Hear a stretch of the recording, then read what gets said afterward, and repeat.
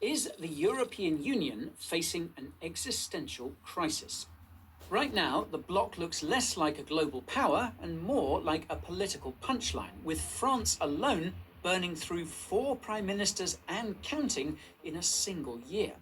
But this chaos isn't random. It's the culmination of decades of decay, division, and economic mismanagement now boiling over. France is in chaos, European bond markets are flashing red, and politicians are playing musical chairs. But this isn't some sudden shock, it's the final act of a story that began more than a decade ago.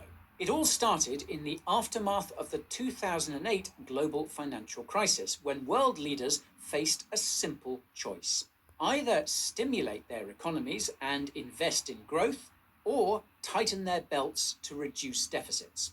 The United States and China chose stimulus and reignited their economies. Europe, on the other hand, led by Germany's obsession with Schwarze Null, or Black Zero, chose austerity instead. Nearly 2 decades on, that choice is now seen as one of the greatest acts of economic self-sabotage in modern history. Europe's share of global GDP fell from 20% in 2000 to just 14% by 2023. So, while its competitors were busy building the future, Europe was busy balancing budgets and cutting corners. As former European Central Bank, or ECB chair Mario Draghi once put it, Europe has become an aging giant, trapped in a slow and agonizing decline. Not a single European company worth more than 100 billion euros has been built from scratch in the last 50 years. And since 2008, a third of Europe's most promising startups, its so-called unicorns, have left the continent altogether, moving to places where they can actually scale. Private sector investment tells the same story. Businesses in Europe spend just 1.2% of GDP on research and development, barely half the level of the US.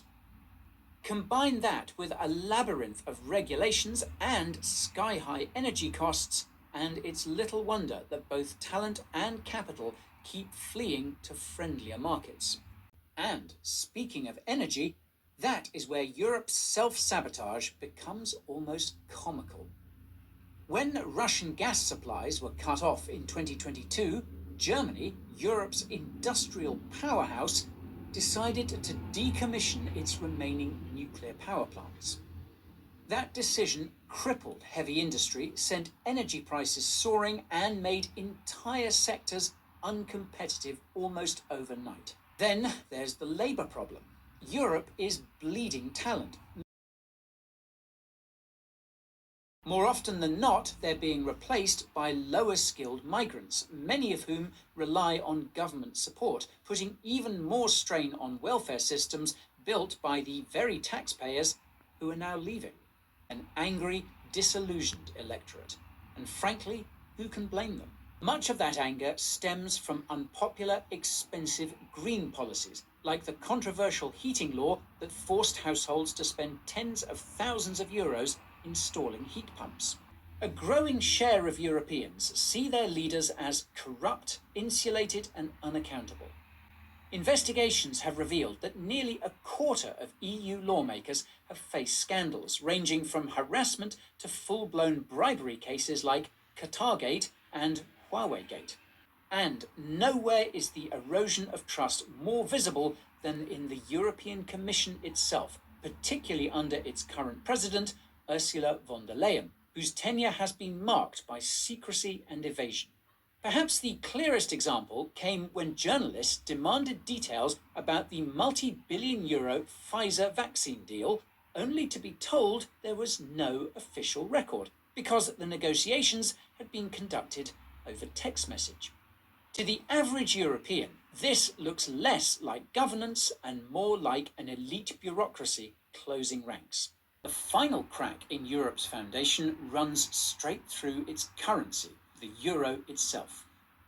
It all started when Germany, the poster child of fiscal discipline, tore up its own rulebook. Berlin scrapped its debt brake and pushed through a €1 trillion stimulus, covering everything from rearmament to infrastructure. After decades of forcing austerity on everyone else, Germany had just given itself permission to borrow at will, effectively declaring that the old fiscal order no longer applied. The Eurozone is structurally broken, and the European Central Bank can no longer function as a true central bank. Meanwhile, European savers are sending roughly €300 billion a year into foreign markets.